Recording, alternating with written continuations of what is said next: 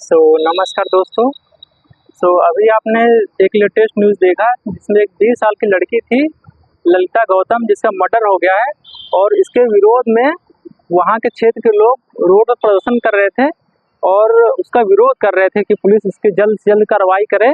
लेकिन एसएसपी अविनाश पांडे जो कि एक एसएसपी हैं, उनको पुलिस का पद इसलिए दिया जाता है कि देश की सुरक्षा करने के लिए। लेकिन आज के जो पुलिस वाले हैं वो एक गुंडागर्दी पर उतर चुके हैं।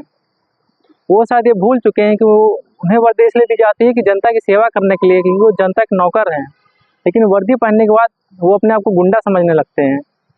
मतलब वहाँ के लोग प्रदर्शन कर रहे हैं, उनको वहाँ पे आके उस चीज़ को हैंडल करना चाहिए। लेकिन वहाँ पे आके वो खुद माहौल बिगाड़ने की कोशिश कर रहे हैं, लोगों को थप्पड़ मार रहे हैं, पीट रहे हैं। एक बंदा गाड़ी के अंदर था तो गाड़ी के अंदर जाकर उसको हाथ मारे पीटे।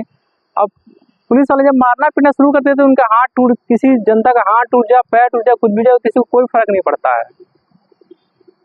वो एक दलित समाज की लड़की थी ललिता गौतम, 20 साल की लड़की थी। उसका रेप हुआ कि मर्डर हुआ कि क्या हुआ, उसकी छानबीन पुलिस को करना चाहिए। एक तो पुलिस अपना काम सही ढंग से करते नहीं और लोग विरोध कर रहे हैं तो आकर उसके साथ मारपीट कर रही है।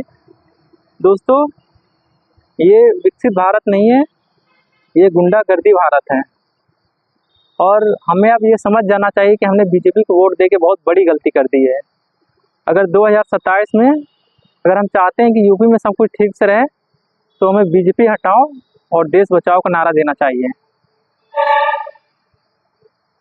दोस्तों, अब आज के टाइम में जिस तरीके से रेप, बलात्कार, ये सब चीज़ें बढ़ रही हैं, बहुत ही धीरे धीरे ये सब चीज़ें कॉमन होती जा रही हैं।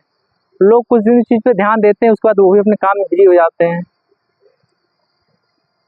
तो दोस्तों, मैं आपसे यही कहना चाहूँगा कि जिस तरीके से पुलिस अब पुलिस नहीं रही, वो एक गुंडा बन चुकी है। और अगर हम चाहते हैं कि पुलिस की गुंडागर्दी ठिकाने आए तो हमें 2027 में अपने वोट का सही इस्तेमाल करना पड़ेगा और बीजेपी हटाओ और ये नारा देना पड़ेगा।